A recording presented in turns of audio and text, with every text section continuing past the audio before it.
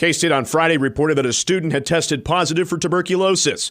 The student is undergoing medical treatment and is isolating, according to the Centers for Disease Control and Prevention guidelines, officials said in a written statement. They said K-State is working closely with the Riley County Health Department to identify any people who had prolonged contact with the person who may need to be tested as a precaution. Tuberculosis spreads through the air when an infected person coughs, sneezes, or spits. Common symptoms include a cough, chest pain, and coughing up blood. Tuberculosis can be treated with antibiotics and almost is always cured, but it can be fatal if not treated properly.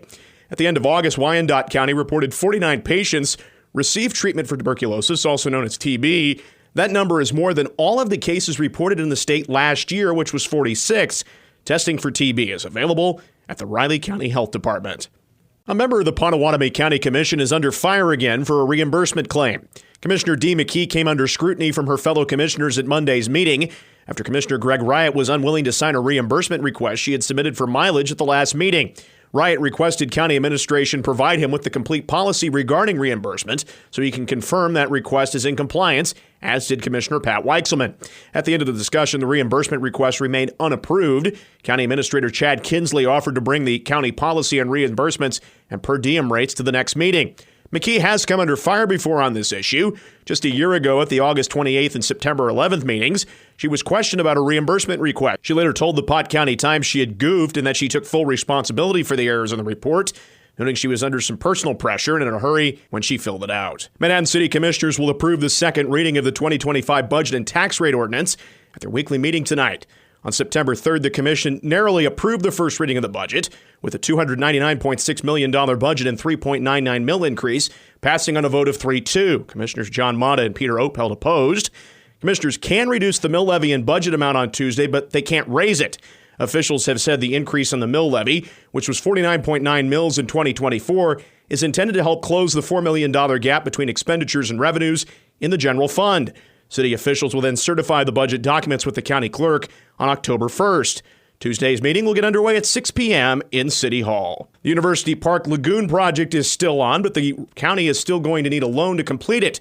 The Riley County Commission on Monday unanimously approved a 20-year loan from the Kansas Department of Health and Environment State Revolving Fund to cover any costs of the project beyond what other funding sources already have been covered. The full loan amount is $462,210. Assistant Public Works Director Evan McMillan said the county already has received a grant of $1.5 billion from the Small Town Water and Sewer Infrastructure Assistance Program for the estimated $1.9 million. State revolving fund typically allows for 30%. With the timeline when we were able to submit this application, KDHE nominated it as a base priority project, which allows for up to 60% loan forgiveness. McMillan said the commission needed to select a loan term before KDHE can move forward with processing, and he offered 20 and 30-year loan terms, and the commission selected the 20-year term with a 2.35% interest rate. The interest rate on a 30-year loan would have been 2.74%. The USD 320 Wamego Board of Education has called for a special budget meeting this evening at 7 p.m. School officials will vote on whether or not to approve and adopt the 2024-25 USD 320 budget. The meeting will also be live streamed on their YouTube channel. The meeting takes place at the Professional Learning Center at 1010 8th Street in Wamego, beginning at 7.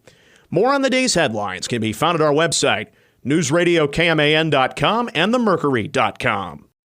Ryan Reynolds here from Mint Mobile. With the price of just about everything going up during inflation, we thought we'd bring our prices down. So to help us, we brought in a reverse auctioneer, which is apparently a thing. Mint Mobile Unlimited Premium Wireless. How to get 30, 30, bit to get 30, bit to get 20, 20, 20, bit to get 20, 20, bit to get 15, 15, 15, 15, just $15 a month? Sold! Give it a try at mintmobile.com/switch. $45 upfront payment equivalent to $15 per month. New customers on first 3-month plan only. Taxes and fees extra. Speed slower above 40 gigabytes. See detail. Let's make sure your goals never miss a beat. Northwestern Mutual Financial Advisors are expert listeners. They hear what's important to you and help make it happen. It's a better way to money. Let's get started at nm.com. The Northwestern Mutual Life Insurance Company, Milwaukee, Wisconsin. Good morning, I'm Troy Coverdale with your sports headlines. After becoming the first K-State running back to record a punt return touchdown since Darren Sproles took one back against Kansas in 2003, Dylan Edwards was named the Big 12 Special Teams Player of the Week. He leads the Big 12 with a 27-yard return average this season and has recorded 4 touchdowns on just 22 touches this year. What a great award for him, and he would tell you the same thing, great award for our punt and return team, because there were some really good blocks, and we all know that you just give Dylan a little bit of crease or some green grass, he's going to make some things happen. But I thought we blocked extremely well. That was a total team effort. K-State head coach Chris Kleiman named the Dodd Trophy Coach of the Week, the Bobby Dodd Coach of the Year Foundation, and Peach Bowl, making that announcement on Monday.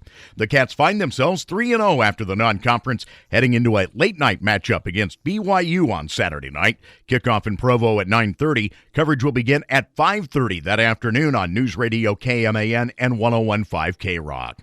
Chiefs running back Isaiah Pacheco is expected to miss a significant amount of time. The team announcing Monday the third-year running back could miss between 6 to 8 weeks after fracturing his fibula late in the game against Cincinnati on Sunday, meaning he'll be headed for injured reserve but could return at some point later this season.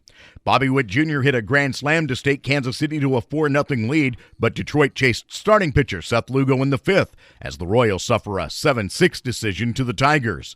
Detroit began its final trip of the regular season by moving within 1.5 games of Minnesota for the final AL wildcard spot. The Twins lost to Cleveland earlier in the night.